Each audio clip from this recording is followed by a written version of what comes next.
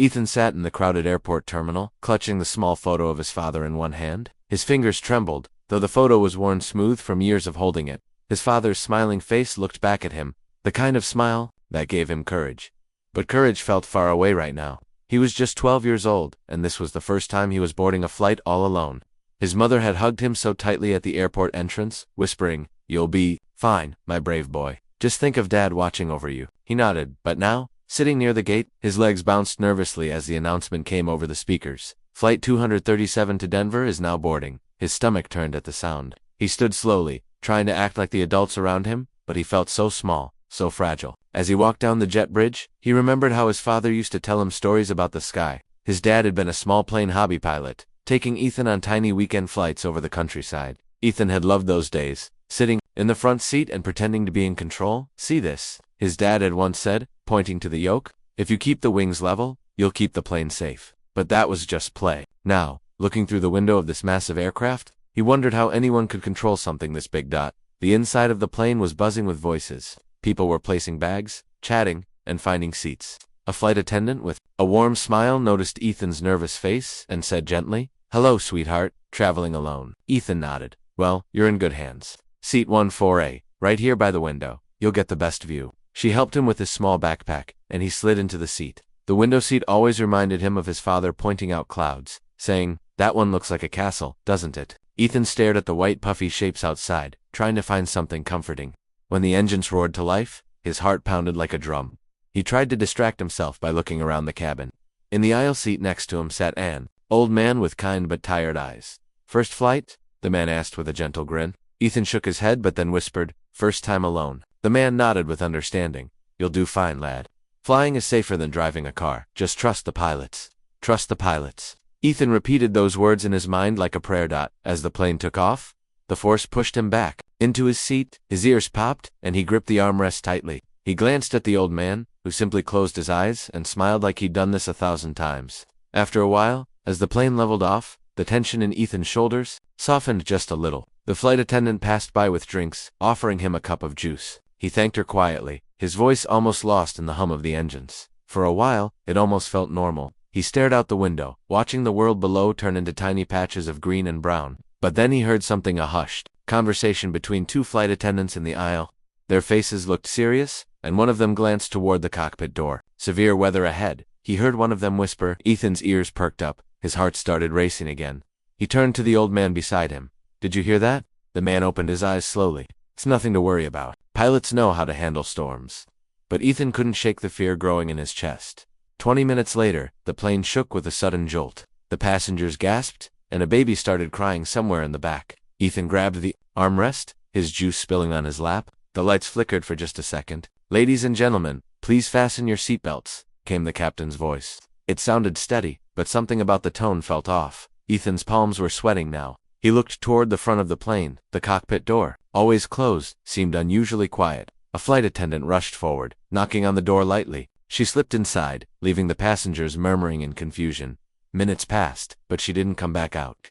Ethan's chest tightened. He tried to convince himself that everything was fine, that pilots always know what they're doing. But the silence from the front of the plane felt like a shadow creeping over everyone. He thought about his mother's face, about how she'd told him to be strong. But strength felt impossible when you're 12 years old and thousands of feet in the air. The plane shook again, harder this time, and overhead bins rattled. The old man beside him muttered, "That's a bad one." Ethan's eyes widened. He heard more whispers from the passengers behind him. Fear was spreading like fire. One woman clutched a cross pendant and started praying under her breath. Ethan tried to calm himself by looking at the photo of his father, which he still held in his pocket. "Dad," he whispered, "what would you do?" Suddenly, the cockpit door swung open. The flight attendant from before stumbled out, her face pale. Another attendant followed her, looking shaken. Ethan's breath caught in his throat. Something was wrong, terribly wrong. The attendants looked at each other, as if unsure of what to say to the passengers. One of them started to speak, but then the plane lurched again, sending a ripple of panic through the cabin. A baby screamed, a man shouted, "What's going on?" But no answer came. Ethan's heart pounded so hard, he thought it might break his ribs in the chaos. Ethan leaned slightly into the aisle, just enough to see into the cockpit through the open door. His eyes froze in shock. The two pilots, they weren't moving. They were slumped over in their seats, their hands limp, as if they had fallen asleep or worse. His breath caught. He couldn't look away. His chest tightened, his mind spinning. What does this mean? Who is flying the plane? The flight attendant saw Ethan looking and quickly closed the cockpit door, but it was too late. Ethan's wide, terrified eyes met hers.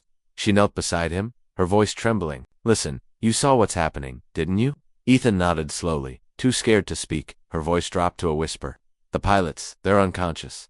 We don't know why, but the plane is flying on autopilot for now." She looked over her shoulder to make sure no one else heard. "I need you to stay calm." "All right, stay calm," Ethan's mind screamed. How could he stay calm when the people flying the plane weren't awake? He clutched the photo of his dad like it was a lifeline. What are you going to do?" he stammered. The attendant's eyes were wet, but she forced a brave smile. "We're trying to get help from the ground. We'll be fine." But her voice lacked confidence, and Ethan could hear the fear beneath her words. Time dragged on, every second heavier than the last. The murmurs among passengers grew louder. Some had seen the open cockpit door too, and now people were demanding answers. The old man next to Ethan sighed deeply. "Something's wrong, isn't it?" he asked. Ethan didn't respond. His hands were shaking. The flight attendant came back, kneeling again by Ethan. Her next words froze his blood. "Kid, you flew with your dad, didn't you? The captain told me about the passengers. They said your father was a pilot. You've been in the cockpit before, right?" Ethan blinked, confused and terrified. "Yes, but just small planes, just with Dad." She took a deep breath. "Right now, that might be enough. We need someone who knows even a little about flying. We need you." Ethan's mouth went dry. "Me?" His voice cracked. "I'm just a kid. I can't." The plane dropped suddenly, like it hit a pocket of empty air. Screams erupted, drinks spilled, bags shifted. The attendants struggled to keep people calm. The old man grabbed Ethan's arm. "Son, if you know anything you better help them." Ethan's heart raced. He remembered his father's words, soft and strong. "When fear comes, courage is just doing the next right thing." The attendant reached out her hand. "Will you try, please? We're running out of time." Ethan looked at the photo of his father one last time. Then, with trembling legs, he unbuckled his seatbelt. Each step toward the cockpit felt like walking into a storm he wasn't ready for. His breath came fast, his mind screaming. But something inside him, a tiny voice whispered, "Dad would want you to try."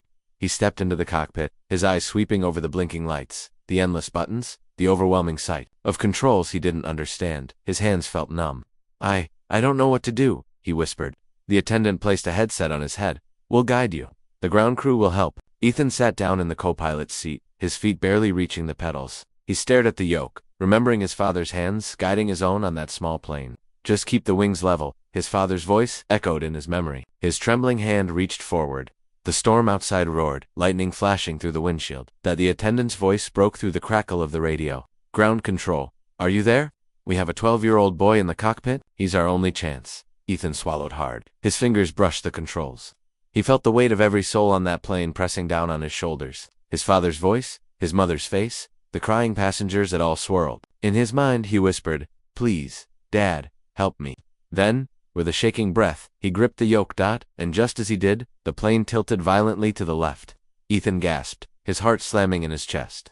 Ethan's hands tightened around the yoke as the plane tilted sharply to the left. His stomach lurched, and for a moment he felt as though the world was spinning out of control. The cockpit lights flashed, and warning sounds beeped in his ears. He had never been this terrified in his life. The flight attendant beside him, whose name tag read Carla, placed a trembling hand on his shoulder. "Easy, kid. Just breathe. You can do this. Keep the plane level. Remember what your dad taught you." Her voice was calm but urgent, like someone holding back their own fear. Ethan tried to recall the days with his father in that tiny two-seat plane, how they'd glide through the open sky with nothing but clouds around them. "Small movements," he whispered to himself. His hands, though shaking, gently straightened the yoke. The plane leveled, and the beeping stopped for now. Passengers in the cabin, unaware of his exact actions, cheered faintly as the turbulence eased. Ethan's heart was still pounding. Carla adjusted the headset on Ethan's head. A crackling voice came through, faint but firm. "Flight 237, do you copy? We're reading your emergency code. Who's in command?" Carla pressed a button and spoke quickly. "This is Flight Attendant Carla Morris. Both pilots are unconscious. We have a 12-year-old passenger in the cockpit. He's the only one with any experience. He's flown small planes with his father." There was silence on the other end for a moment, and then the voice said, "Understood. Keep calm. We're going to guide him step by step." "What's his name?" Carla glanced at Ethan. "His name is Ethan. Please talk to him directly." Ethan swallowed hard, his throat dry. I'm here," he said into the microphone. His voice cracked with fear. "Okay, Ethan," the voice said calmly. "I'm Officer Daniels from Denver Control. You're doing great. First look at the artificial horizon. See that blue and brown screen in front of you?" Ethan looked. The small line on the screen was tilted slightly. "Straighten it out. Keep the wings level." Ethan's hands tightened, and with small, careful movements, he leveled the line. Good, Ethan, very good, Daniel's voice reassured him. For a brief moment, Ethan felt a tiny flicker of hope, but then a loud noise came from the cabin behind them. People were shouting, and someone was pounding on the cockpit door. Carla quickly stood up and locked it. They're scared, she told Ethan. They don't know what's going on. Ethan felt the weight of that fear pressing on him. He imagined all those people, mothers, fathers, children trusting him, a boy who still struggled with math, homework, to save them. The thought almost made him panic, but he remembered his father's voice saying, "One step at a time, Ethan. Fear is loud, but focus is stronger." The radio crackled again.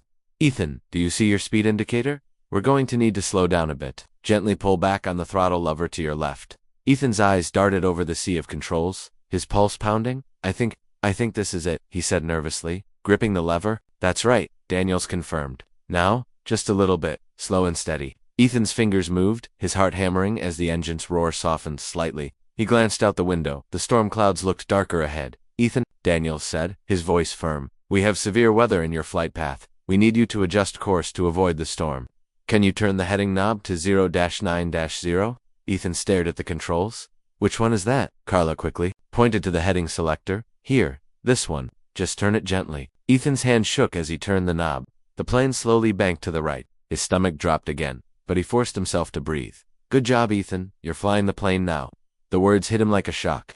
He was flying the plane, not a toy, not a game, but a real airplane with 150 people on board. His chest felt tight, but at the same time, a strange determination began to build inside him. Then, as if to mock his brief moment of courage, the plane jolted again, harder than before. Lightning flashed right outside the cockpit window, lighting up Ethan's wide eyes. The storm was closer now, huge black clouds swallowing the horizon. Rain pelted the windshield. Carla cursed under her breath and grabbed onto the side of the cockpit. "We're going straight into it," she said. "Ethan," Daniel's voice said, now a little sharper, "keep your hands steady. Do not fight the turbulence. Just hold the yoke lightly and let the plane ride through it. Can you do that?" Ethan nodded, even though his hands were clammy and trembling. "I'll try," he said.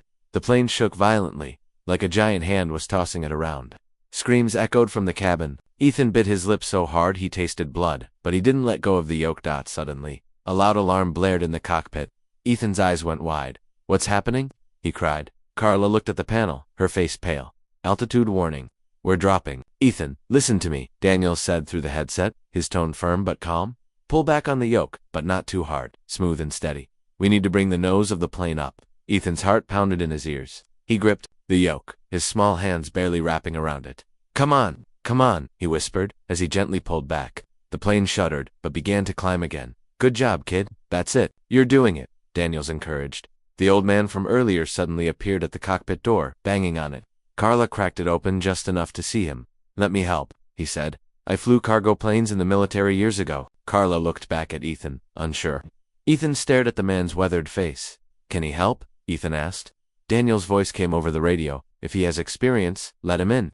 Carla opened the door, and the old man stepped inside. "Name's Frank," he said quickly, sliding into the captain's seat. "You're a brave kid, but let me see what I can do." Frank's hands moved over the controls like someone who hadn't forgotten the rhythm of flight. "It's been years, but I can still read these instruments," he muttered. He glanced at Ethan. "You've been keeping us steady." "That's incredible." Ethan felt a tiny spark of pride, but it was drowned by fear as the storm outside grew worse.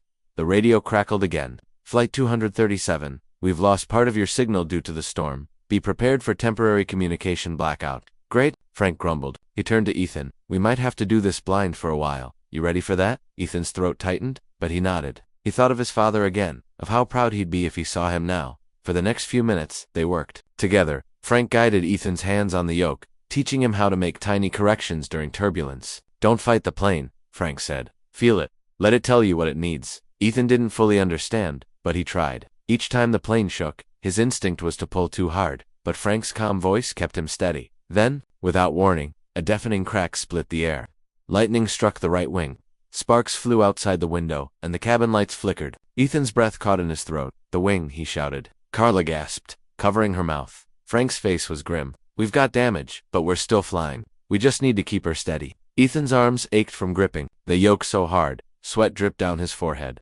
He was just a kid. His body wasn't built for this kind of pressure. But every time he thought about giving up, he pictured the little girl in the cabin crying, the old man who believed in him, and his mother waiting at home. He couldn't fail. Ethan Daniels' voice finally returned, crackling through the static. You're almost through the storm. Keep going. Just a few more minutes. A few more minutes felt like hours. Each second was a battle. The rain battered the windows, and thunder roared around them. Ethan's teeth clenched so hard his jaw hurt. Dad, he whispered, I need you now. And then, as suddenly as it had begun, the storm started to clear. The black clouds gave way to lighter skies. Sunlight broke through, casting a golden glow over the horizon. Ethan blinked, almost unable to believe it. We made it, he asked. For now, Frank said, patting his shoulder. But we're not safe yet. We've got to land this thing. Ethan's relief vanished as quickly as it came. Landed. He could barely keep it flying. He looked at Frank, who was wincing and holding his side. I can guide you, but I don't have the strength to land it myself, Frank admitted. Ethan's heart sank. Land a plane. That felt impossible. Daniel's voice returned, calm but serious. Ethan, listen to me. You've done an amazing job, so far, but the hardest part is ahead. We're going to teach you how to bring this plane down. Ethan's hands tightened again on the yoke. His breathing was fast, shallow. I don't know if I can, he whispered. Yes, you can, Frank said firmly. You already are, one step at a time, remember? The cabin behind them was quiet now, everyone holding their breath, sensing what was coming. The weight of all those lives pressed on Ethan's small shoulders. He looked out at the sky, then down at the endless ground far below. And then, from the corner of his eye, he saw something. The fuel gauge. The needle was dropping fast. Frank, look, Ethan said, his voice trembling. Frank's face went pale. We're low on fuel, he said grimly. We might not have much time. The radio crackled one last time. Ethan, we need to act fast.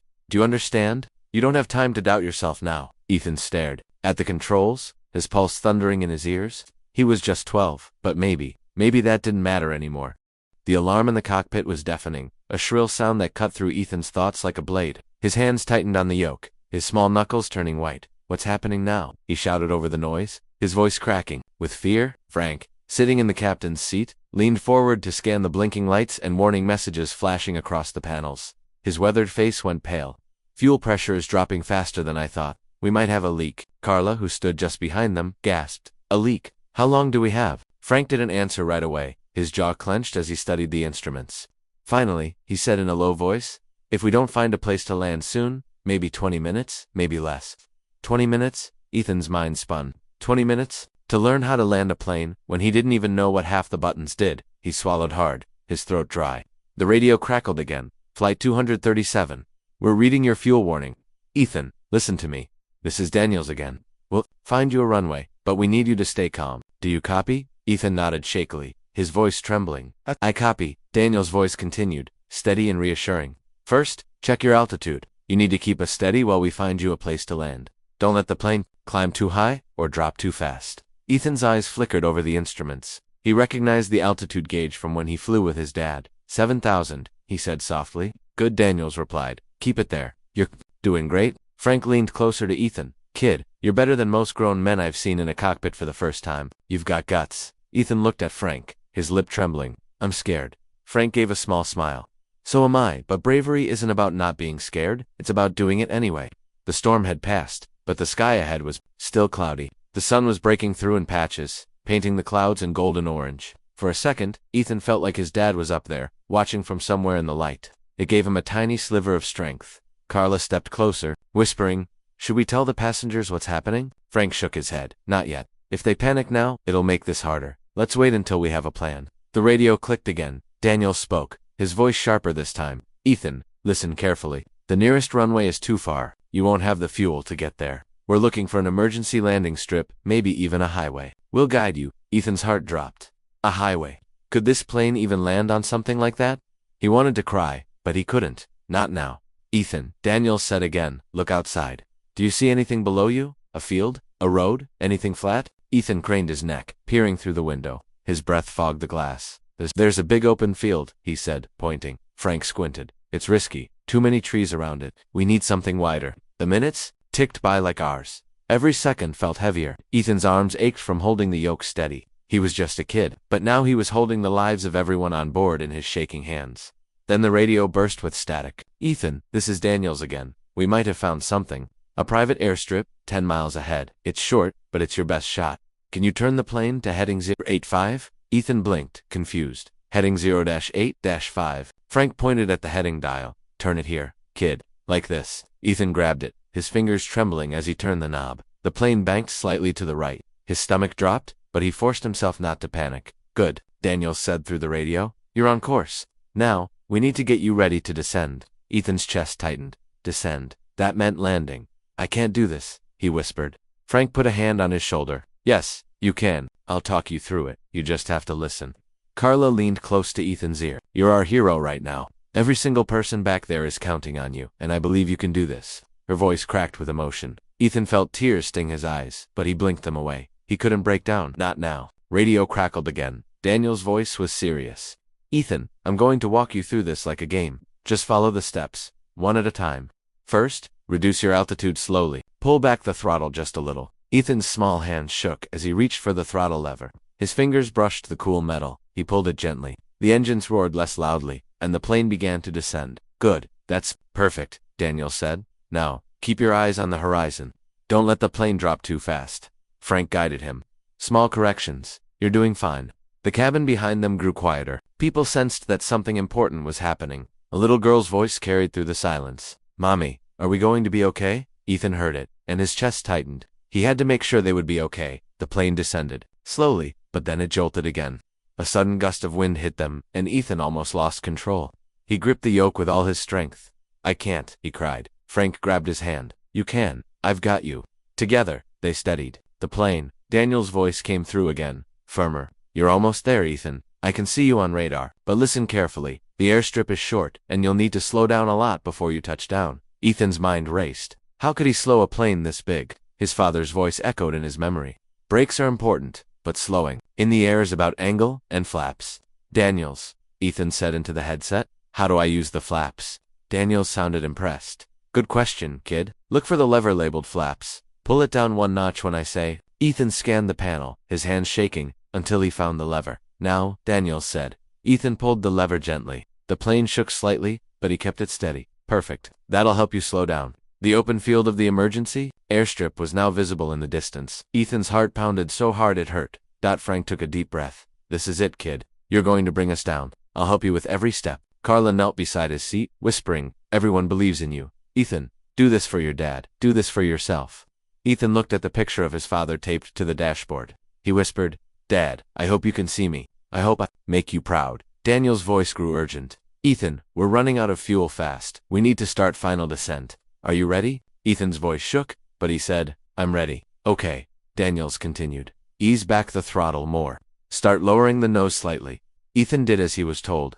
The plane began to descend faster now. His heart felt like it was going to burst. The airstrip was getting closer, but the plane was still moving too fast. "Flaps, another notch," Daniels instructed. Ethan pulled the lever again. The plane's speed dropped, but the nose tilted too much. The ground rushed closer. Ethan panicked. "It's falling too fast. Pull back." "Gently," Frank shouted. Ethan pulled, his small arms straining. The plane steadied, but his whole body was trembling with the effort. The passengers began praying out loud. Carla's hands were clasped so tightly they turned white. "Almost there," Daniel's voice guided. "Just line up with the strip. You can do this, Ethan? You're almost on the ground." The airstrip was now just seconds away. The plane roared as it came closer. Ethan's breath came in short gasps. "Ease the throttle to idle," Daniels said. Ethan pushed the lever all the way. The engines quieted, the plane gliding. "Pull up slightly." Hold. The wheels were just above the ground. Ethan's hands trembled so hard he thought he might drop the controls. "Now, land it. Let it touch down gently," Daniels instructed. Ethan held his breath and eased the plane down. The wheels hit the ground with a loud thud. The cabin erupted in screams and cries of relief, but then something went wrong. The plane was skidding. It wasn't stopping. "Brakes. Use the brakes," Frank shouted. Ethan slammed the brake pedals. With all his strength, the plane screeched as it slowed, but the airstrip was shorter than expected. At the end of the runway was a ditch and trees. The plane was still moving fast. Ethan's eyes widened in terror. "Pull the reverse thrust," Daniels shouted through the radio. Ethan's mind raced. "What's that?" Frank reached over, guiding his hand to the reverse thrust levers. "Pull these now." Ethan yanked the levers. The engines roared in reverse, the whole plane shaking violently. The end of the runway was rushing toward them. Carla screamed. The passengers held onto their seats. Ethan pushed the brakes again with all his strength. The plane slowed. Slower. And then, with just feet to spare, it stopped. For a second, the world went silent. Ethan sat there, panting, unable to believe it. Carla burst into tears. Frank leaned back, sighing with relief. "You did it, kid," he whispered. You saved us. But then, just as Ethan allowed himself to breathe, a voice came over the radio. Ethan, we have another problem. Ethan's heart sank. Another problem, he whispered, his body trembling. Daniel's voice was grim. The landing gear might be damaged. We need to evacuate fast. Ethan's hands were still gripping the yoke even though the plane had stopped. His arms felt numb, and his whole body shook as though the ground beneath him was still moving. He had never felt fear like this before, but also, somewhere deep inside there was a strange feeling of disbelief. He had actually landed the plane. For one brief moment, there was silence inside the cabin. Then the passengers erupted into cheers, cries, and sobs of relief. People hugged each other, some even falling to their knees, whispering prayers of gratitude. Ethan sat frozen, staring out of the windshield at the narrow strip of land they had just stopped on. It wasn't even a real airport, just a private airstrip surrounded by rough fields and trees. Carla crouched beside him, tears streaming down her face. Ethan, you did it, she said, her voice breaking with emotion. You saved every single one of us. Her hand trembled as she touched his shoulder. Your dad would be so proud. Ethan's lips parted, but no words came out. He simply stared at her, his heart still pounding like a drum. Frank leaned forward, giving Ethan's back a firm pat. I've seen trained pilots panic under less pressure.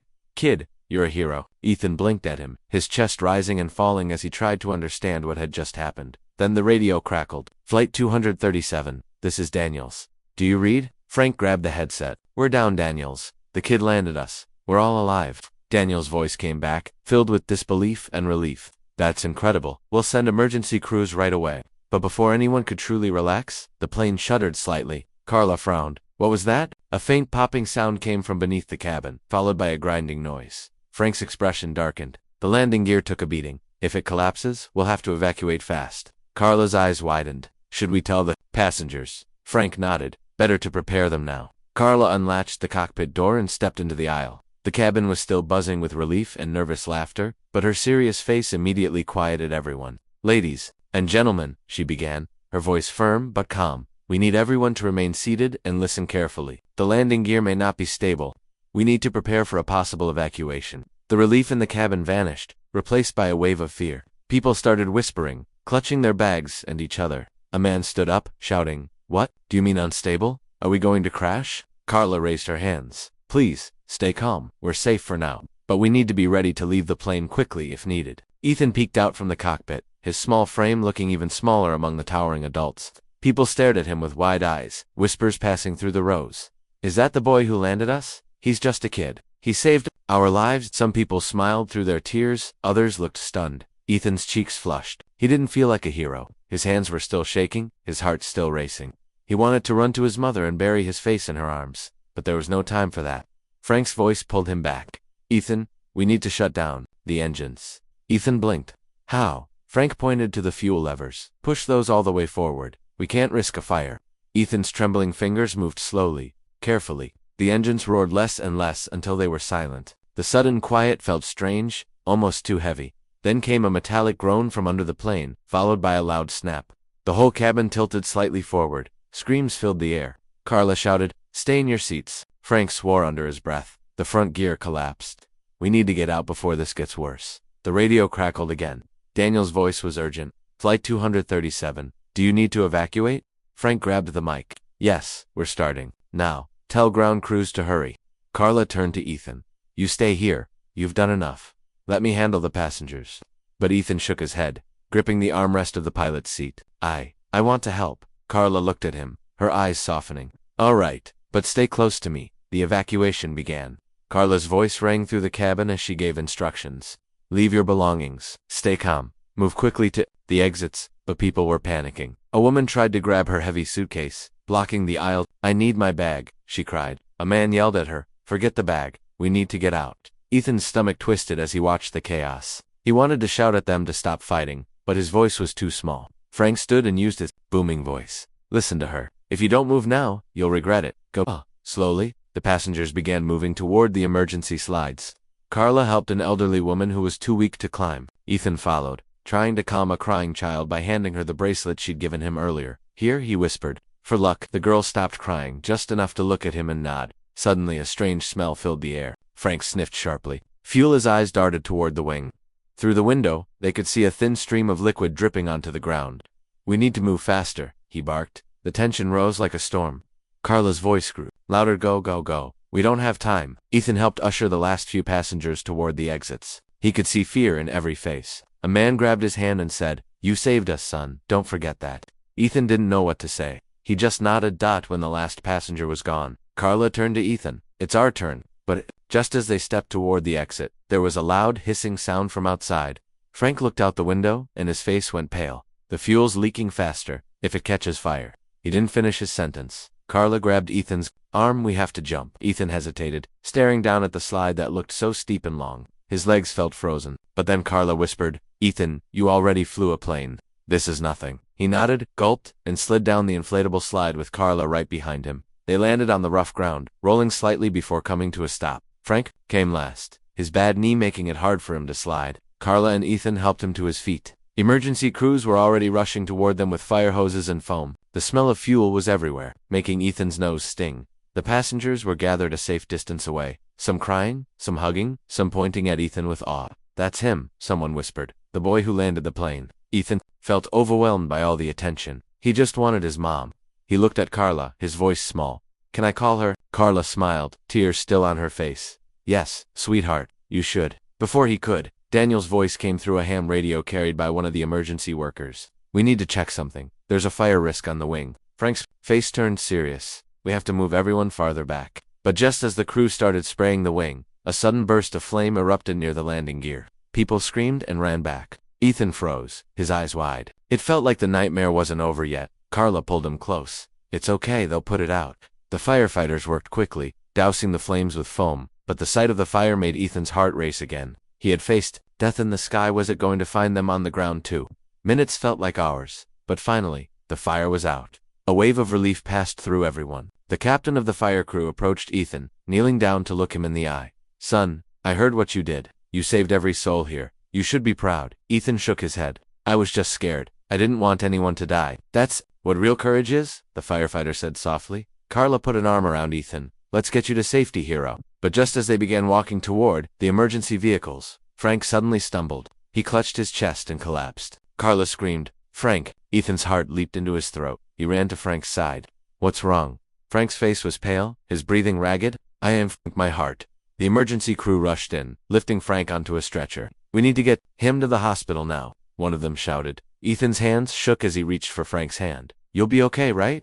Frank gave him a weak smile. "You did good, kid. Real good." Then his eyes closed. Ethan's stomach turned cold with fear. He had saved the plane, but what if he couldn't save Frank? Carla pulled Ethan back as the paramedics rushed Frank into the ambulance. The passengers were still waiting nearby, but the atmosphere had changed again. Relief had turned into worry. People looked at Ethan with gratitude but also confusion. What would happen next?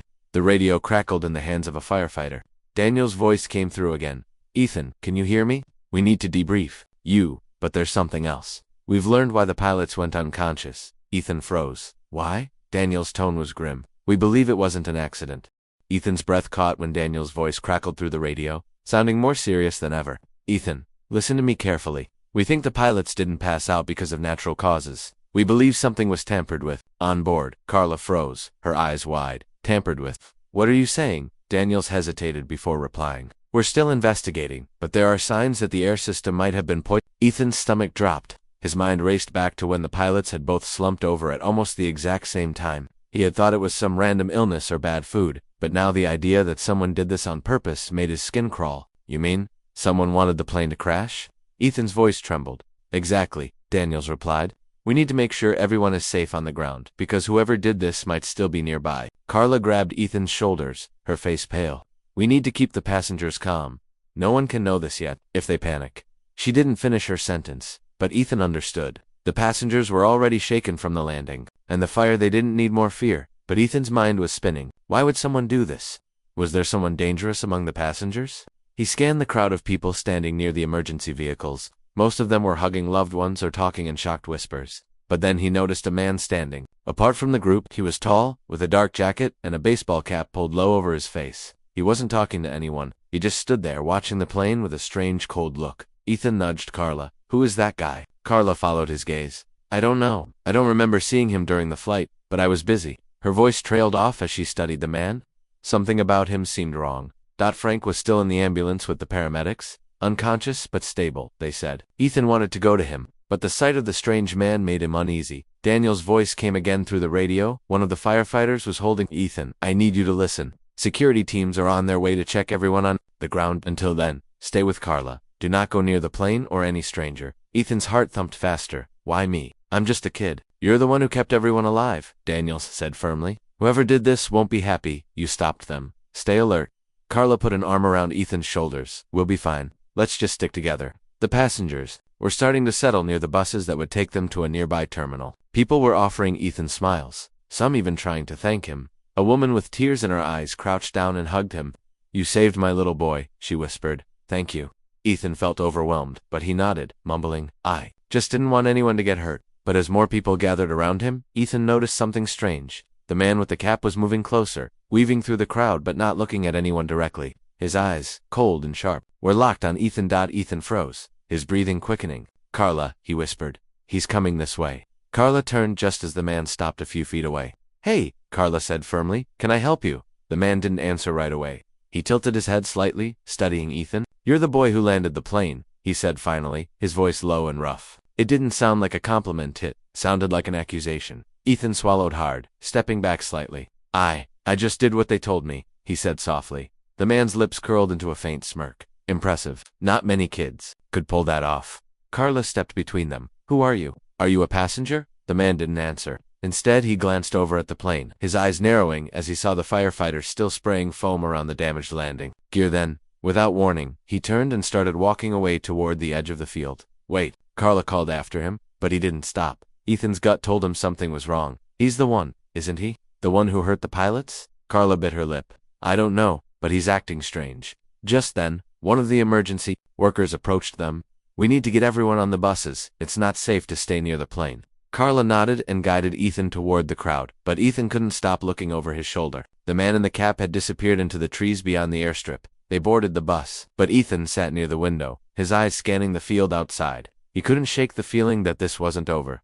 The passengers were quiet on the bus, exhaustion and fear hanging heavy in the air. Some were crying softly, others just staring blankly ahead. Carla sat beside Ethan, her hand resting on his shoulder. You've been so brave, she said gently, but you don't have to carry this alone anymore. The grown-ups will take care of it now. Ethan wanted to believe her, but deep down, he felt like something terrible was still coming. As the bus pulled away, Daniel's voice came through a handheld radio Carla had taken with her. Carla, we've confirmed something. The pilots were poisoned. It was in their coffee. Carla's face hardened. Poisoned. So it was definitely sabotage. Yes, Daniels replied, and we're tracking a suspect who left the scene. Before our teams arrive, he matches the description of a man in a black cap and jacket. Ethan's eyes widened. That's him, the man I saw. Carla looked at him. You're sure? Ethan nodded fiercely. I know it was him. He looked at me like I ruined something for him. Daniels paused for a moment, then said, Ethan, you might have stopped more than just a crash. If that man tampered with the plane, we need to find him before he hurts anyone else. Keep your eyes open. The bus ride felt tense, every bump in the road making Ethan's nerves worse. He couldn't stop replaying the man's cold stare in his mind. Why would anyone want to crash a plane full of innocent people? When they reached the terminal, police officers were waiting. They started taking statements from the passengers.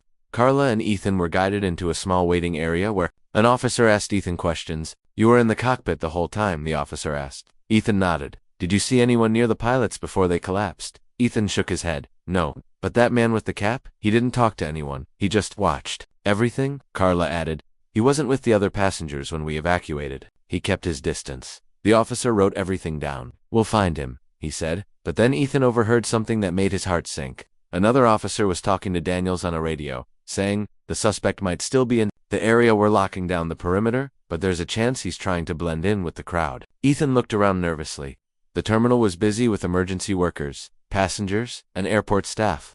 Anyone could be hiding in plain sight. Carla noticed his fear. It's okay, she whispered. They'll catch him. But before she could say more, the lights in the terminal flickered. Everyone froze. The emergency lights blinked on, casting a strange red glow. A voice came over the loudspeaker. Attention, all personnel. We have a security alert. Please remain in your locations. Ethan's stomach tightened. What's happening now? Carla's face went pale. I don't know. The officers rushed toward the exits, shouting orders. One of them yelled, we have a possible intruder in the building. Ethan's heart started pounding again. He grabbed Carla's arm. What if it's him? Carla crouched to look him in the eye. Stay behind me. No matter what happens, don't move until I tell you. The sound of footsteps echoed down the hallway. The passengers huddled together, some crying, others whispering in fear, and then Ethan saw him. The man in the black cap stepped into the terminal, moving slowly, his eyes scanning the room. Ethan froze, his breath caught in his throat. It was him.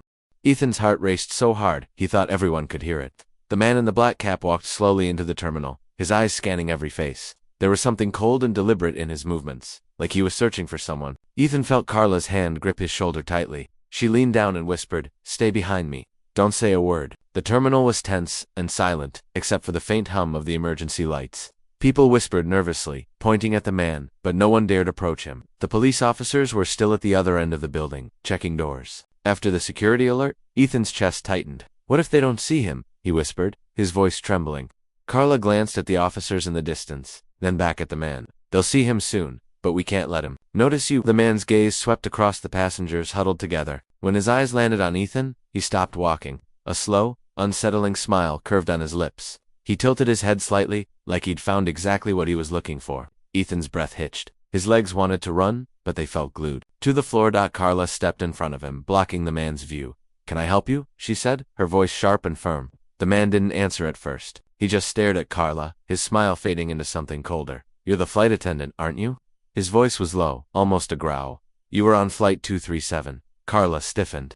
"Yes, I was. Why?" The man took a step closer, his boots echoing on the tiled floor. "Because I know who landed that plane." His gaze shifted slightly, as if he could still see Ethan hiding behind her. "A little boy. A miracle. Some people might say." Carla's heart pounded. "What do you want?" The man's smile returned, but it was cruel. "What I wanted was for that plane to never land at all. But your little hero ruined everything." Ethan's stomach twisted with fear. He peeked out from behind Carla, his voice trembling. "Why? Why would you want that?" The man's eyes locked on him. "You don't need to know why, kid. Just know that you shouldn't have been in that cockpit." Before Carla could respond, the man reached into his jacket.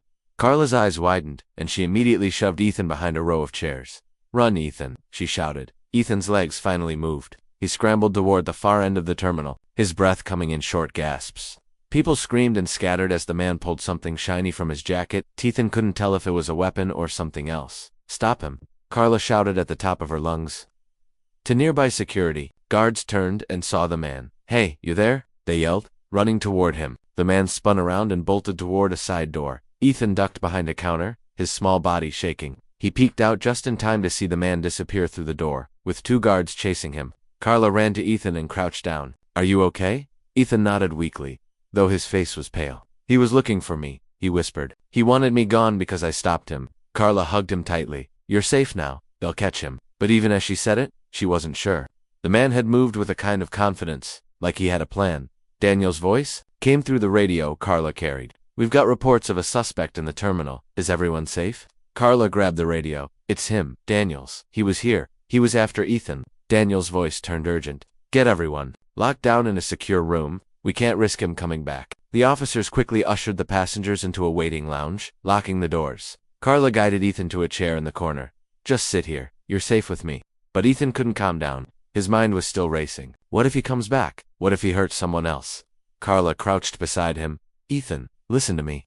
You've already done the impossible once today. You saved all of us up there in the sky. Now, it's our turn to keep you safe." Ethan bit his lip, staring at the floor. "I feel like I'm still flying the plane, like I can't stop being scared." Carla's heart broke for him. She pulled him into a hug. "It's okay to be scared. You're just a kid, but you've been braver than anyone I've ever met." An officer entered the room.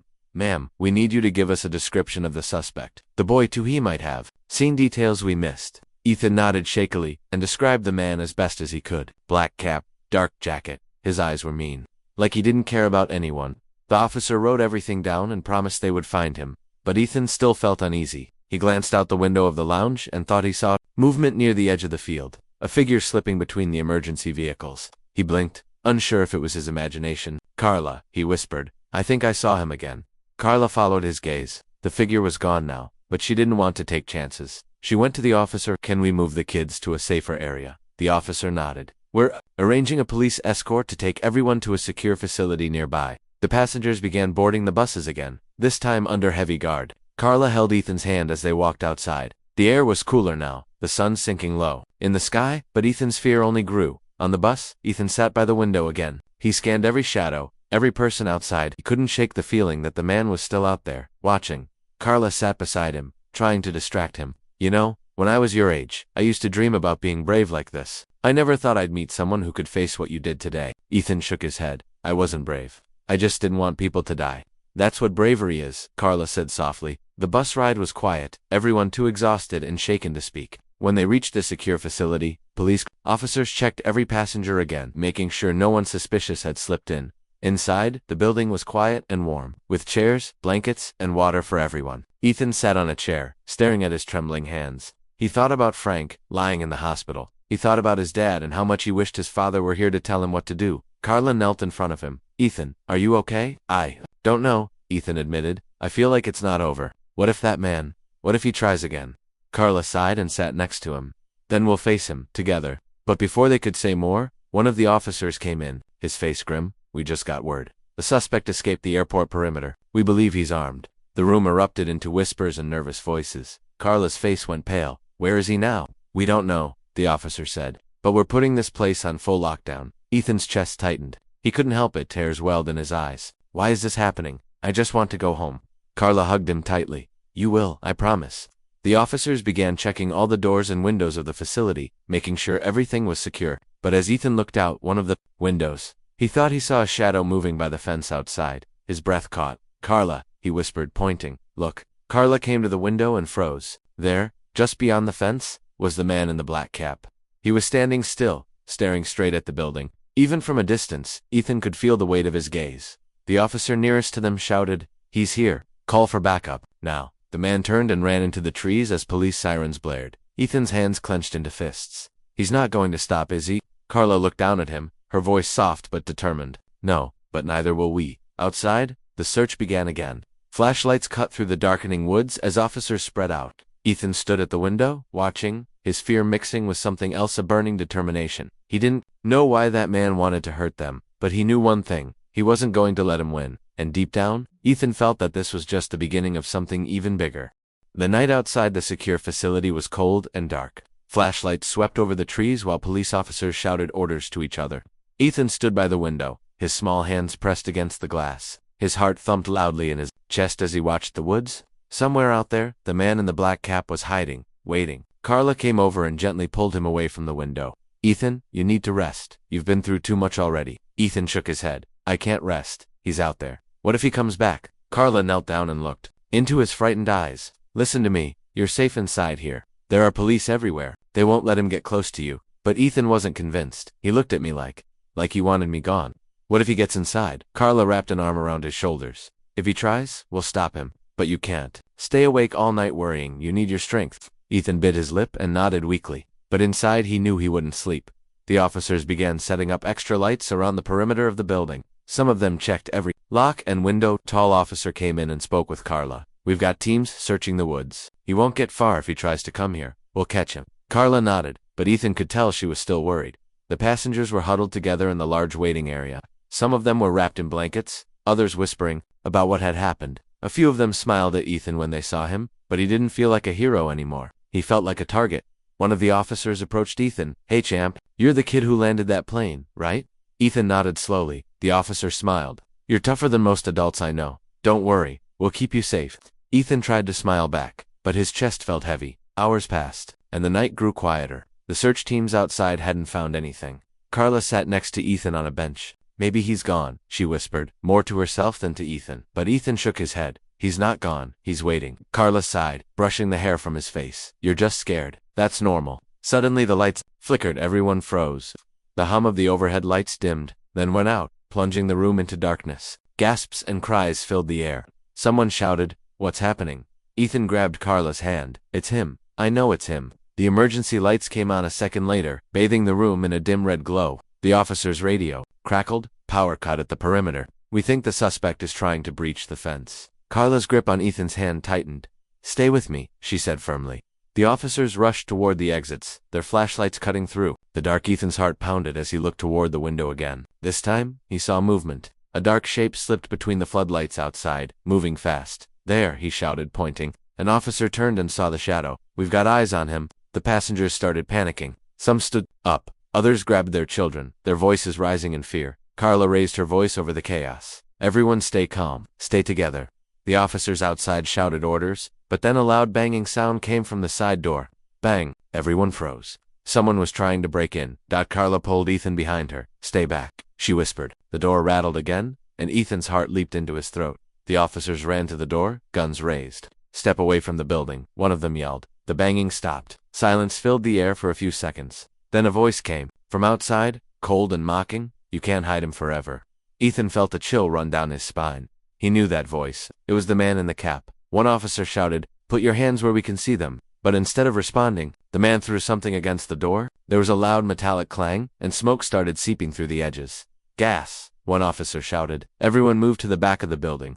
Carla grabbed Ethan's arm and pulled him along with the crowd. People were coughing. As the smoke filled the hallway, Ethan's eyes watered, and fear clawed at his chest. "What's happening?" he cried. Carla covered his face with a cloth. "Don't breathe too much. He's trying to smoke us out." The officers set up a barricade near the inner doors, while shouting for backup on their radios. One of them leaned down to Carla. "We need to get the boy out of here. He's the target."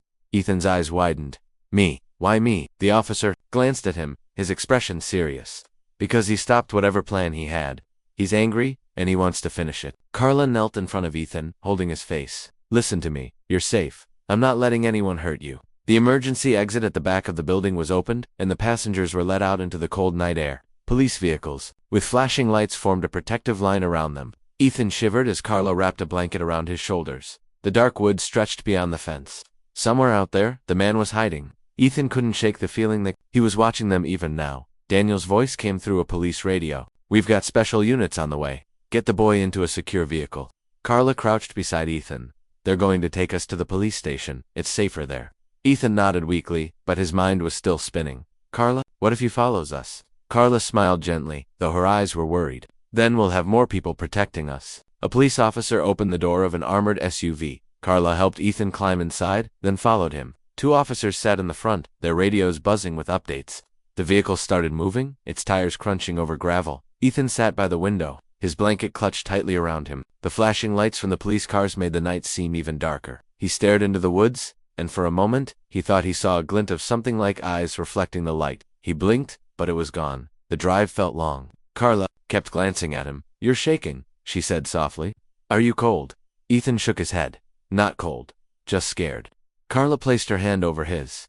"It's okay to be scared. You've already done more than anyone could ask of you. You're not alone." Finally, they reached the police station. The building was bright and busy, with officers rushing in and out. They were led inside to a quiet office. An officer brought Ethan a cup of warm chocolate and gave Carla a chair. Daniels arrived a few minutes later. He was a tall man with kind but tired eyes. He crouched down so he was at Ethan's level. "You're Ethan, right? The boy who landed Flight 2? Ethan nodded nervously. Daniels smiled. "I can't believe what you did. You saved so many lives." Ethan looked down. "But now he's after me." Daniels' smile faded. "Yes, and we're going to stop him, I promise." Carla crossed her arms. "Do we know why he did it? Why the pilots were poisoned?" Daniels sighed. "We think it was part of a bigger plan. Something about the flight's destination. We're still digging for answers, but this man, he's dangerous, and he's not giving up." Ethan's eyes widened.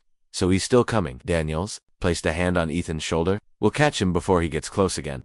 You have my word." But even as Daniels spoke, Ethan couldn't shake the feeling that the man was already planning his next move. Later that night, when the building had quieted and most of the passengers were asleep in another room, Ethan sat awake on a bench. Carla was dozing next to him, her head leaning on her hand. Ethan stared out the window at the empty street beyond. And then, in the distance, he saw Ita's shadow moving under a streetlight, a tall figure, walking slowly, deliberately. Even from far away, Ethan knew who it was. The man in the black cap had found them again. Ethan's breath caught in his throat.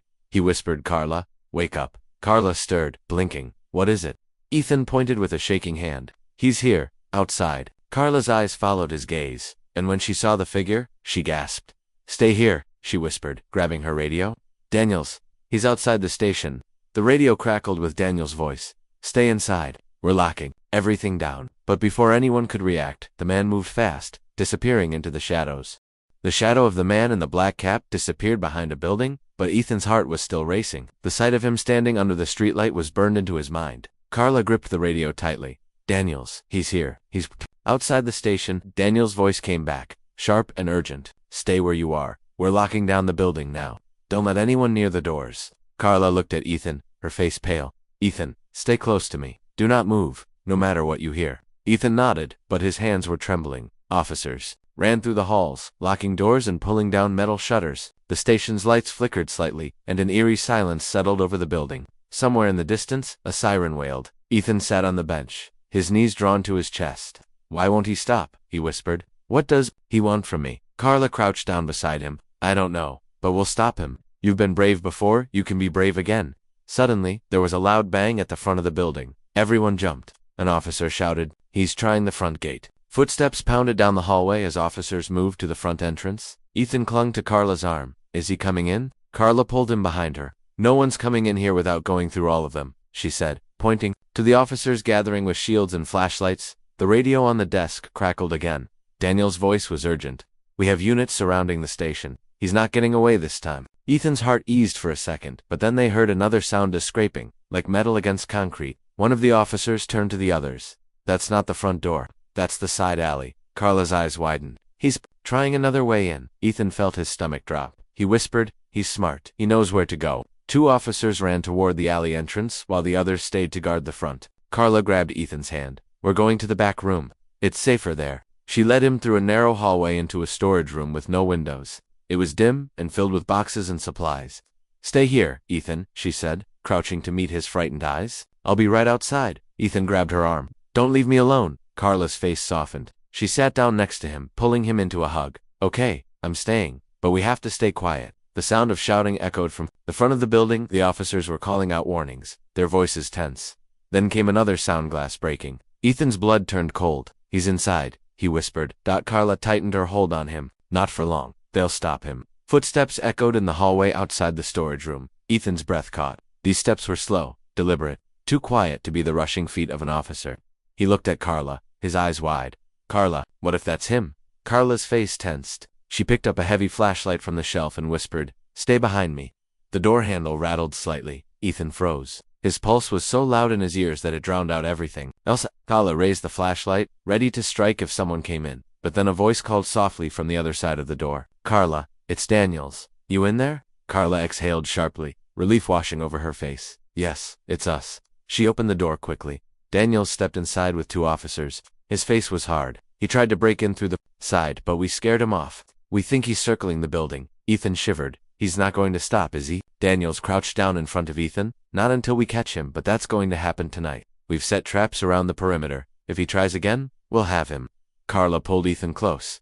"See? They've got this. You don't have to be scared anymore." But even as she said it, they all heard another sound, a loud crash from the back parking lot. Daniel stood immediately. "Stay here," he ordered. The officers ran toward the noise, leaving Carla and Ethan alone again. Ethan's eyes darted to the window in the corner of the storage room. The curtain was half open, showing the dark lot outside. He saw a shadow moving near the fence. His stomach twisted. "Carla, he's there." Carla rushed to the window. Her face tightened. "You're right." She grabbed the radio. "Daniels. He's at the back fence." The radio crackled, but before Daniels could respond, the figure outside started running. He was fast, disappearing into the blind spot where the lights didn't reach. The officers outside shouted and flashlights swung through the night. Ethan pressed his forehead against the cold glass, his breath fogging it up. "He's like a ghost," he whispered. Carla pulled him back. "We need to move you to the basement. It's safer than this room." She took his hand and led him through another hallway. The building was quieter now, but Ethan could hear the distant commotion outside. His heart pounded with every step. When they reached the basement door, Carla opened it and guided him down the narrow stairs.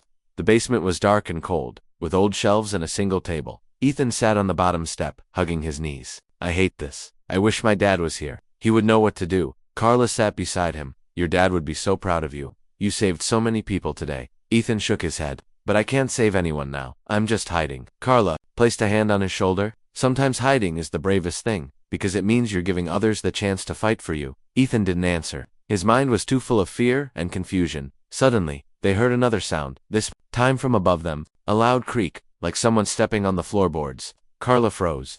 "That's not the officers," she whispered. Ethan's breath caught. "It's him," he said softly. Carla stood holding the flashlight like a weapon. "Stay behind me, no matter what." The creaking grew louder, closer to the basement door. A shadow moved under the crack of light. Carla grabbed Ethan's hand and pulled him into the far corner, behind some shelves. "Don't make a sound," she whispered. The door handle turned slowly. Ethan's entire body went stiff. The door opened just a little, enough for a dark silhouette to peek inside. Carla held her breath. The door closed again with a soft click.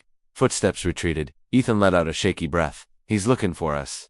Carla nodded, her jaw tight.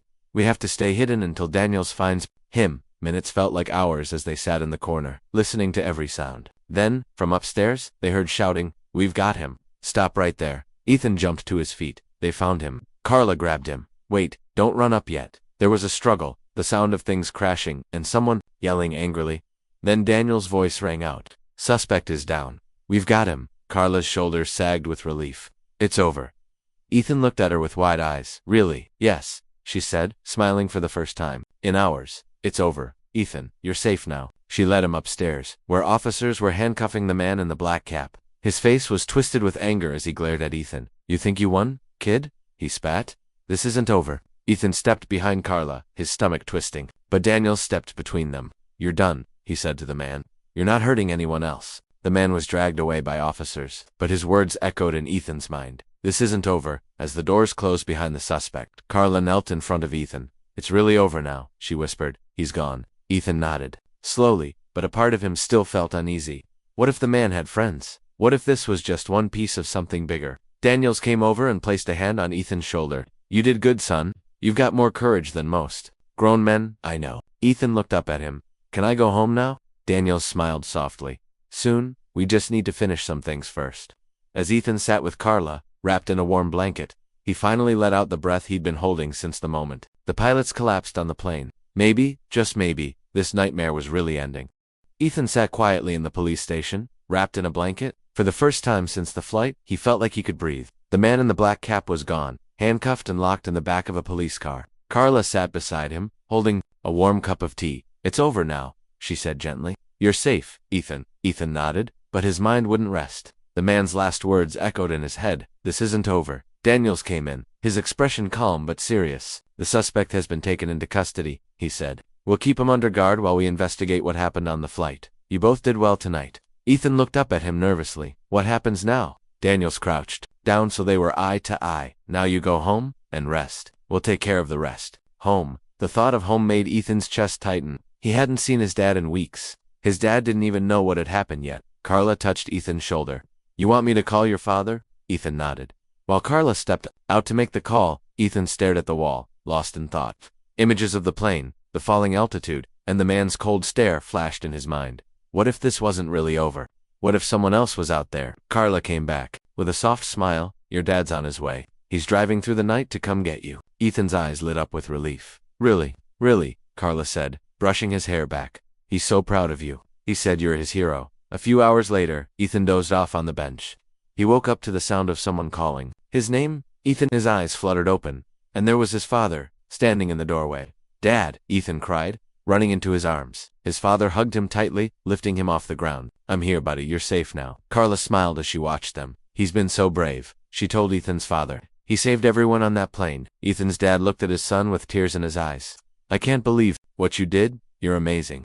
Ethan leaned against his dad's shoulder, feeling safe for the first time. But even in his father's arms, he couldn't forget the man's words. The next morning, Daniels came to speak with them. "We're still questioning the suspect," he said.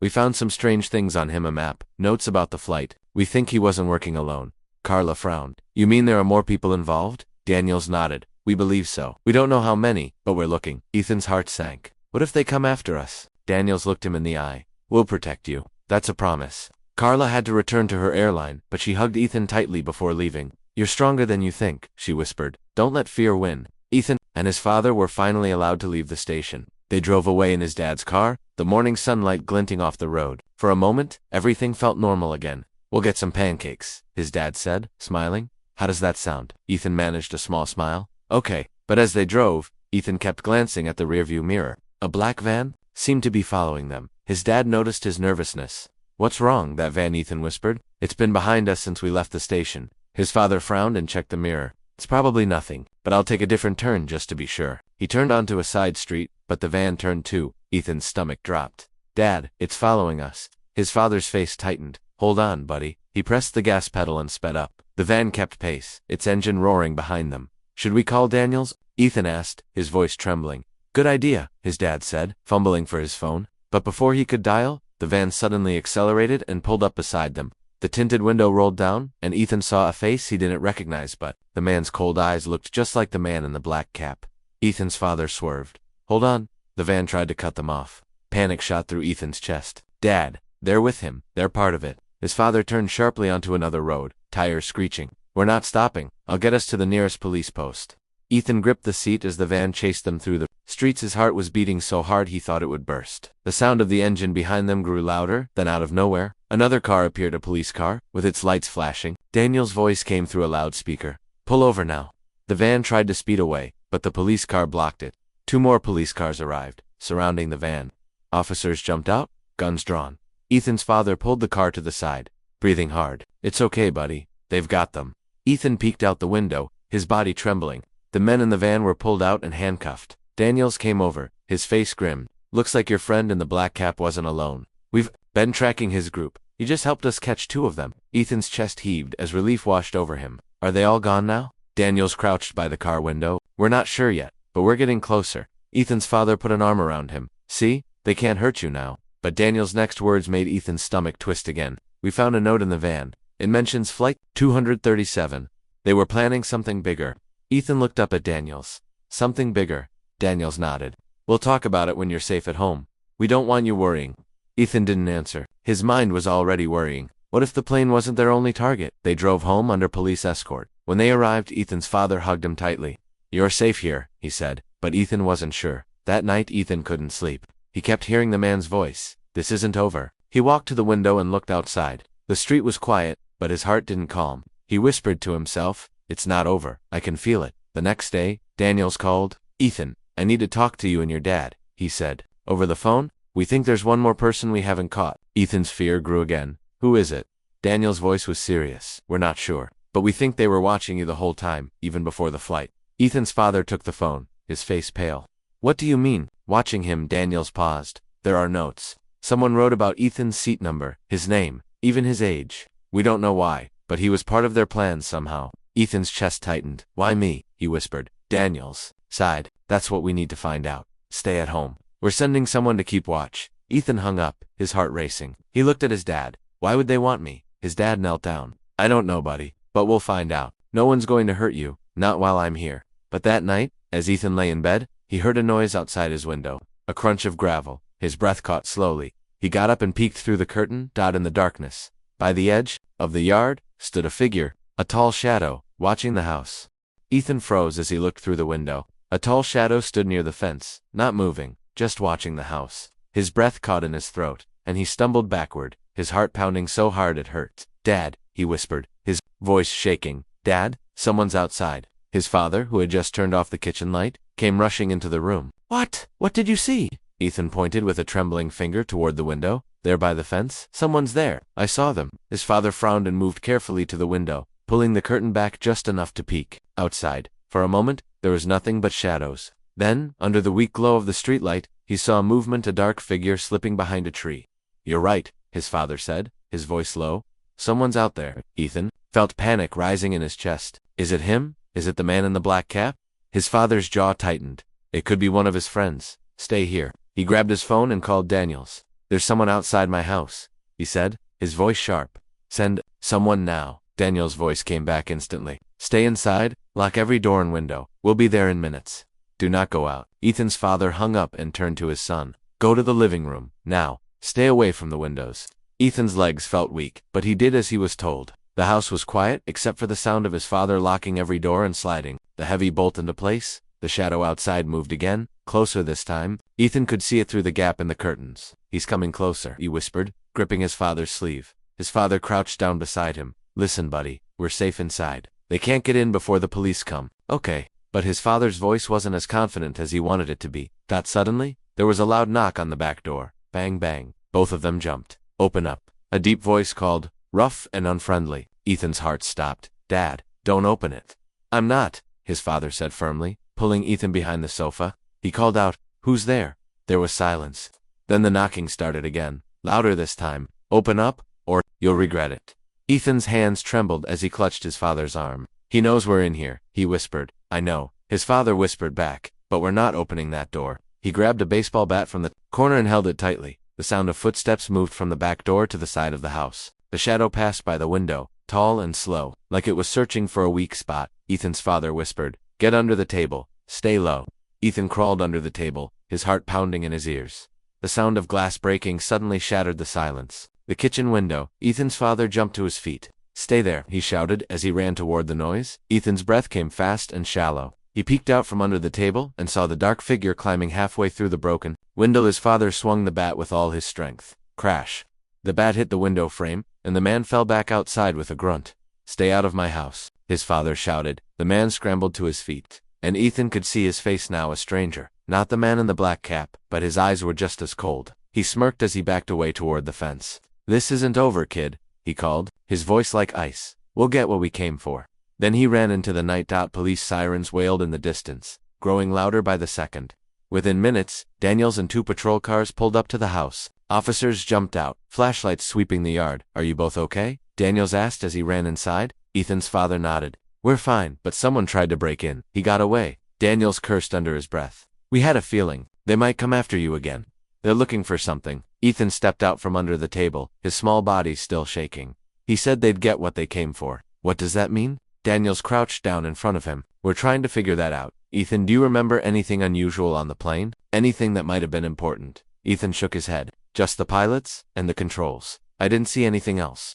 Daniels sighed. "Then they're after you because you stopped them. You made them fail." Ethan swallowed hard. "Will they stop now?" Daniels' eyes were serious. "Not until we catch every one of them, but we'll protect you, I promise." The officers searched the yard but found no sign of the intruder. They decided to keep a patrol car outside the house for the night. Ethan sat on the couch with his father, too scared to close his eyes. "Dad," he whispered, "what if they come back?" His father hugged him tightly. "Then we'll be ready. We're not alone anymore. Daniels is here, and the police are watching." But deep inside, Ethan knew this wasn't over. The next morning, Daniels returned with news. "The man we arrested is refusing to talk, but we've traced a few things. Phone calls, messages. We think there's one more person, maybe the leader, still out there." Ethan felt his chest tighten. "The leader?" "Yes," Daniels said. "The one who planned everything about the flight. We don't know who they are yet, but they're dangerous." Ethan's father stood then. "We need to move. We can't stay here if they know where we live." Daniels nodded. "We'll take you somewhere safe until this is over." They packed quickly, and within an hour, they were in an unmarked car heading toward a safe house on the edge of town. The building was quiet and surrounded by tall fences. Inside, it felt empty but secure. Ethan walked from room to room, peeking out every window. "It doesn't feel safe," he whispered to Carla, who had joined them again to help. Carla knelt beside him. "It's safer than your house. No one knows we're here." But that night, as Ethan sat by the window, he saw something that made his blood run cold. A note, stuck to the fence outside, flapping in the wind. He told Carla, and together they went out with Daniels to retrieve it. The note was written in messy handwriting. It said, "You can't hide him forever. He has something we need." Ethan's hands shook as he read it. "What do they need from me? I don't have anything." Daniel's face hardened. "We'll find out, but this means they know where we are. We need to move again." Ethan's fear turned into frustration. Why won't they stop? "Why me?" Carla hugged him. "I don't know, but we'll figure it out. You're not alone." As the officers prepared for another move, Ethan looked out at the dark road. His heart felt heavy, like he was carrying something bigger than he could understand, and somewhere out there, hidden in the shadows, someone was watching him, waiting for the next chance to strike. The safe house was quiet, almost too quiet. Ethan sat in the living room, staring at the walls. He could hear the faint hum of the security cameras outside. Carla sat near him, scrolling through her phone, while his father spoke softly with Daniels. In the next room, Ethan's chest was tight, no matter how safe they said this place was. He couldn't shake the feeling that someone was watching. Daniels returned with a serious look on his face. "We need to talk," he said, sitting down across from Ethan and Carla. "We found something in the van we caught yesterday. It's about Ethan." Ethan blinked. "About me?" Daniels nodded. "There was a file with your name, your age, and even pictures of you. It looks like someone's been following you for a while." Ethan felt his stomach drop. "But why?" "I'm just a kid." Daniels took a deep breath. "We're still piecing it together, but we think you weren't just in the wrong place at the wrong time. Someone on that flight, maybe even those men, believed you were connected to something valuable. We don't know what yet." Ethan's father stepped forward. "Valuable? He's 12 years old. What could they possibly want from him?" Daniels looked at him. "That's what we're trying to figure out. But I believe it's connected to Flight 237. Maybe something on the plane. Maybe something Ethan saw." Ethan shook his head. "I don't know anything. I just tried to fly the plane." Carla reached over and took his hand. "Maybe you saw something without realizing it. Did you notice anyone strange before the pilots collapsed?" Ethan thought hard, his face scrunched with concentration. "There was a man in a dark jacket who kept walking near the cockpit. I didn't think it was weird then. But maybe he was with them." Daniels nodded slowly. "It's possible. We'll look into it." As the adults talked, Ethan felt his fear turning into anger. He was tired of hiding, tired of running. He wanted to know why they were after him. Night. After everyone had gone to their rooms, Ethan sat by the window of the safe house. The world outside was quiet. The streetlights cast long shadows over the ground. He whispered to himself, "Why me? What do they want?" A faint noise broke the silence, a crunch of gravel, like footsteps outside the fence. Ethan froze, his breath catching. He peered through the window, and his heart dropped. A figure was moving along the fence line. Not just one, two figures. He ran to his father's room, shaking him awake. "Dad, they're outside. I saw them." His father's eyes shot open. "What? Are you sure?" "Yes," Ethan said, his voice trembling. Daniels came running from his room, already holding his radio. "What's happening?" "They're outside." Ethan pointed toward the window. Daniels rushed over, his face hardening as he saw the shadows slipping between the trees. "Get everyone downstairs. Now." The safe house erupted into chaos. Officers who had been stationed outside grabbed their weapons and moved toward the perimeter. Carla held Ethan tightly as they moved to the basement. "It's okay," she whispered, but her own voice was shaking. The sound of footsteps on gravel grew louder. Then came a loud bang on the front gate. Bang, bang. Ethan jumped. "They found us." Daniel's voice rang out from upstairs. "We've got company. Lock every door." The safe house was built like a fortress, but Ethan's fear only grew. He huddled close to Carla, trying to block out the noise. Then something strange happened. The banging stopped. A voice called out from outside. "We don't want to hurt the boy. We just want to talk." Daniels shouted back through a loudspeaker. "You're not getting near him. Step away now." The voice outside chuckled darkly. "You don't understand, do you? The boy has something that belongs to us." Ethan's stomach twisted. "I don't have anything," he whispered to Carla. Daniels came running down to the basement. "We're moving you out. Now." "But how?" Ethan's father asked. "They're everywhere outside." "We have a back route," Daniels said. "A tunnel under the house. Let's go." They hurried through a door in the basement that led to a narrow passageway. The air was cold and musty, but it was their only chance. Ethan held tightly to his father's hand as they moved through the dark tunnel. Suddenly, a voice echoed from the far end. "Going somewhere." Ethan's blood ran cold. A figure stepped into the tunnel, blocking their path. His face was partially covered, but Ethan recognized the same cold eyes from the man in the black caps group. Daniels stepped in front, his hand on his weapon. "Let them through." The man smirked. "You have no idea who you're dealing with. The boy isn't safe with you. Give him to us, and maybe we'll let you live." Ethan clung to his father, his legs trembling.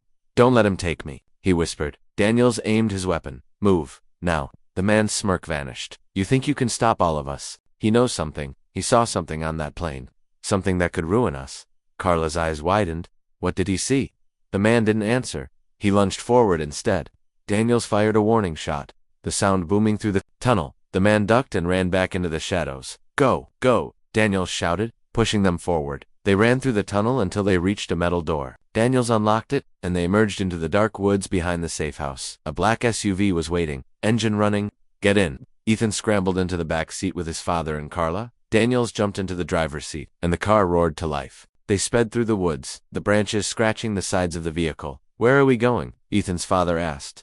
"A new location," Daniels said. "We can't stay there anymore. They know too much." Ethan stared out the window, his heart still racing. The night seemed endless, the dark trees blurring past. "They said I know something," he whispered, "but I don't know anything." Carla looked at him gently. "Maybe you do, Ethan. Think on the plane, was there anything strange near the cockpit? Anything that didn't belong?" Ethan's mind flashed back to that terrifying flight. He remembered gripping the controls, the sweat on his forehead, and then he remembered something else, a small black box under the pilot's seat, with a blinking red light. "There was a box," he said slowly. "It wasn't part of the controls. I thought it was weird." Daniel's eyes flicked to the rearview mirror. "What kind of box?" Ethan described it, and Daniel's face grew grim. "That might be what they're after. If you saw it, maybe they think you know where it is now."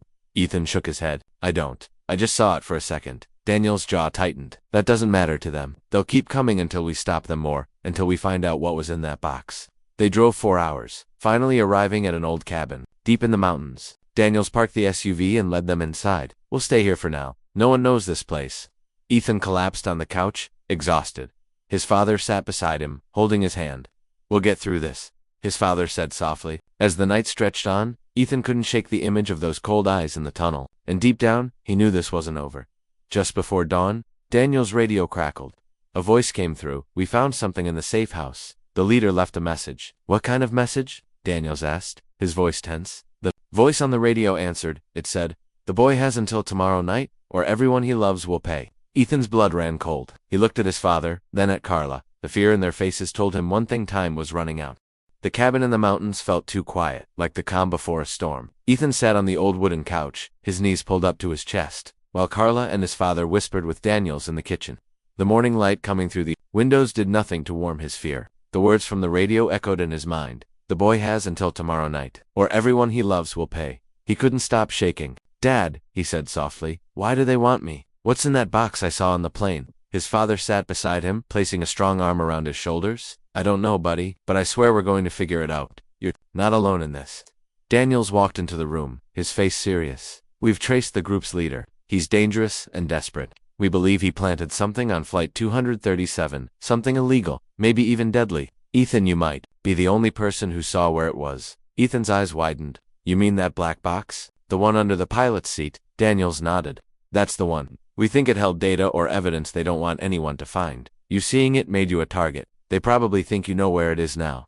Ethan swallowed hard. But I don't. I just saw it for a few seconds. Carla crouched down in front of him, her eyes gentle but firm. Sometimes, Ethan, even a few seconds is enough. Maybe you remember more than you realize. Ethan tried to think back to that terrifying flight. He closed his eyes and pictured the cockpit, the blinking red light on the box, the labels on it, the strange code written on its side. I remember letters, he said slowly, like C9, or maybe G2, and numbers, 735. Daniel's expression sharpened. That could be a code for a storage compartment. Maybe the box is still out there, hidden. Before anyone could say more, the radio on Daniel's belt crackled with a warning. We picked up movement on the road near your location. Might be them. Daniels immediately went on alert. Everyone, pack up. We can't stay here. Ethan's heart sank. Again, we keep running, but they keep finding us.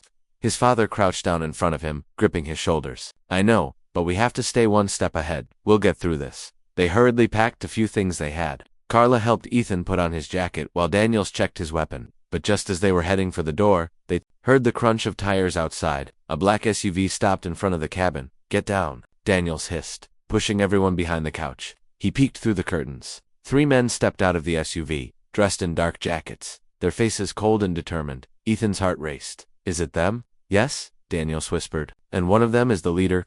The leader stepped forward, taller than the rest, with sharp eyes and a scar running down his cheek. His voice rang out across the quiet clearing. We know you're in there. Bring the boy out. And no one gets hurt. Daniels shouted back. You're not getting him. Leave now, or face the consequences. The leader laughed. A chilling sound. Do you think you can protect him forever? He has something we want. We'll take it one way or another. Ethan gripped his father's hand. Dad, I'm scared. His father squeezed back. It's okay, buddy. We're not letting them touch you. The men outside began moving toward the cabin, their boots crunching on the gravel. Daniels motioned for everyone to stay quiet. Then he whispered. There's a back exit. We can sneak out to the forest. They moved quietly toward the back door, but just as Daniels opened it, a gunshot rang out. Bang! The leader's men had seen them. They're at the back. One of them shouted, Run! Daniels barked. Ethan's father grabbed his hand, and they bolted into the trees. Carla ran behind them, while Daniels covered their escape, returning fire. The forest was dense and dark, branches whipping against their faces as they ran. Ethan's chest burned from running, but he didn't dare stop. The sound of shouting and footsteps chased them through the woods. This way, Daniels called, pointing toward a narrow path that led uphill. They scrambled up the hill, dirt and leaves sliding under their shoes. Ethan stumbled, but his father caught him. Keep going, buddy. We're almost there. Suddenly, a figure appeared on the path ahead, a man from the group. He lunged toward Ethan, but Carla stepped in front, swinging a heavy branch. Whack! The man fell back, groaning. Go, Carla shouted, grabbing Ethan's arm. They kept running until they reached a clearing with an old wooden shed. Daniels waved them inside. Hide here while I call for backup. Ethan's breathing was ragged. They're everywhere, he whispered. Daniels crouched beside him. Listen to me, Ethan. I need you to think hard. Do you remember anything else about that box? Any word? Any mark? Ethan closed his eyes, forcing his memory to go back. Then he saw the letters on the side of the box. RL529. It said RL59, he whispered. Daniels froze. RL59. That's a cargo compartment code. That box might still be in the airline storage facility. Carla's eyes widened. Then this is why they're after him. If we find it first, we can end this. The sound of engines roared in the distance. The group's SUV was circling the woods, searching. Daniels looked at Ethan. We have a choice. We can keep running, or we can fight back. If we find that box before they do, this ends tonight. Ethan swallowed hard, fear and courage mixing inside him. Then let's find it. I don't want to be scared anymore. Daniels nodded. Good, but we have to move fast. They waited until the SUV noise faded, then slipped quietly out of the shed. Daniels led them through the woods until they reached a hidden road where a backup police vehicle waited as they drove toward the city. Ethan looked out the window, the fear slowly turning into determination. "We have to get that box," he said. "It's the only way." Carla squeezed his shoulder. "You're braver than most grown-ups, Ethan. We're going to finish this." They reached the airline's cargo storage late at night. The huge warehouse was empty and quiet, lit by a few dim lights. Daniels unlocked the gate with a special key card. "Stay close," he warned. The air inside smelled of oil and dust. Crates were stacked everywhere. "RL-59, Daniels muttered. "We need to find that section." Ethan walked beside Carla, scanning every row. His hands were sweating. "What if they're already here?" Carla shook her head. "We'll find it first." But as they turned a corner, they froze. Standing at the far end of the warehouse was the leader, his scarred face lit by a single overhead light. Behind him were two of his men. "You made it easy for us," the leader said with a cold smile. "We knew you'd come for the box." Daniels raised his weapon. "It's over. We've called for backup." The leader laughed. "Backup won't save you. Give me the boy, and maybe I'll let you live." Ethan stepped behind Carla, his heart pounding. But deep inside, he felt something shift. He was tired of running, tired of being afraid. "No," Ethan shouted, his voice echoing in the warehouse. "I don't have your box, and I'm not going with you." The leader's smile faded. "You've got spirit, kid. Too bad it won't save you." He motioned for his men to move forward. Daniels shouted, "Get behind the crates." Chaos erupted. Daniels fired a warning shot, and Carla pulled Ethan behind a stack of boxers. The sound of footsteps and gunfire filled the warehouse. "Ethan," father grabbed his hand. "Stay down, buddy. Don't move." Ethan's eyes darted to a nearby crate labeled RL-59. His heart skipped a beat. "Dad, that's it. That's the box." Carla saw it too. "Daniels, over here." The leader noticed, their eyes on the crate. His smile returned. "Ah, so that's where you saw it." He moved toward them, his steps slow but threatening. Daniels shouted, "Stay back." The leader ignored him and reached for the crate. Ethan's father pulled him closer. "We can't let him take it," Ethan whispered. The sound of sirens filled the night. Police cars were surrounding the warehouse. The leader cursed under his breath, but grabbed the crate anyway. Daniels charged forward. "You're not taking that." He tackled one of the men, while Carla kicked another to the ground. The leader glared at Ethan, his voice low and dangerous. "This isn't over, boy. If I can't have the box, I'll take you instead." He lunged toward Ethan.